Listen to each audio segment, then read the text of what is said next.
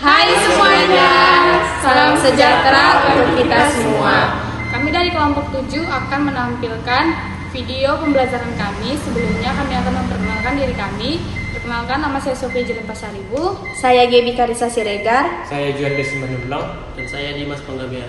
Kami akan membahas tentang kekuasaan, Kewenangan, Tanggung jawab, dan delegasi. Simak video kami ya. Baiklah, saya selaku pemateri pertama akan menjelaskan tentang kekuasaan.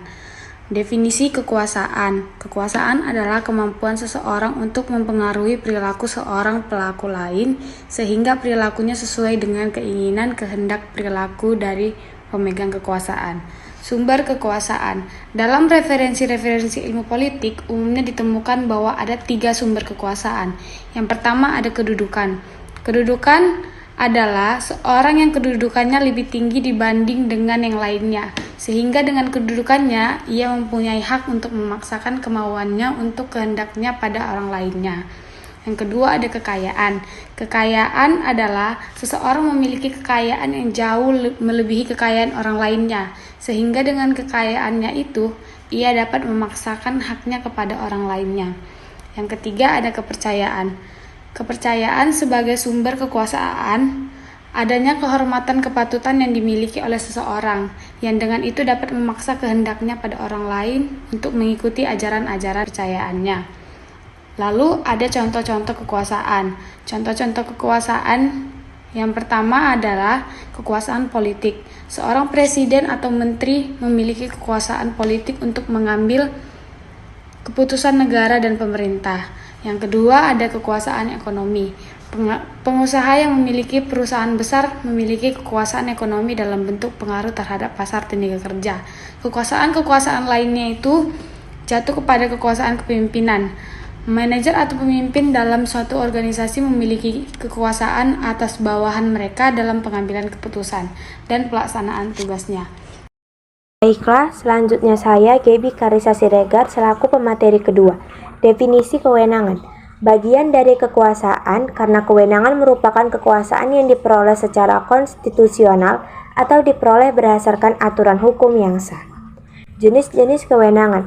Secara umum kewenangan dibagi menjadi 3 jenis, yaitu yang pertama kewenangan lini, yang kedua kewenangan staf, dan yang ketiga kewenangan fungsional. Kewenangan lini, atasan langsung memberi wewenang kepada bawahannya, wujudnya dalam wewenang perintah.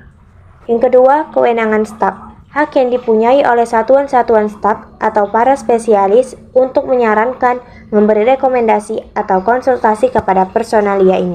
Contoh-contoh kewenangan. Yang pertama, kewenangan hukum, yaitu hak seorang hakim untuk menjatuhkan hukuman. Yang kedua, kewenangan pribadi, yaitu hak seorang individu membuat keputusan pribadi, seorang pengolahan keuangan atau kesehatan orang. Baiklah, saya sebagai pemateri yang ketiga akan menjelaskan tentang tanggung jawab dan delegasi. Tanggung jawab adalah melakukan semua tugas dan kewajiban dengan sungguh-sungguh. Dan delegasi adalah pihak individu yang dipercaya sebagai perwakilan agar bisa mewakili kelompok atau lembaga. Manfaat delegasi. Pertama, memungkinkan subbagian atau bawahan mempelajari sesuatu yang baru dan memperoleh kesempatan untuk melakukan sesuatu yang baru tersebut. Kedua, mendorong tercapainya keputusan yang lebih baik dalam berbagai hal. Dari penjelasan di atas dapat ditarik kesimpulan yaitu selain struktur organisasi menggambarkan adanya hierarki tertinggi hingga terendah, struktur organisasi juga menggambarkan terdapatnya kekuasaan, wewenang, dan tanggung jawab dari setiap bagian dalam sebuah organisasi. Wewenang pada dasarnya merupakan kekuasaan yang terlegitimasi menurut mekanisme tertentu dalam sebuah organisasi. Nah, itu dia video pembelajaran dari kami. Apabila terdapat kesalahan dari kata maupun pengucapan, kami mohon maaf. Terima kasih telah menyaksikannya. See you!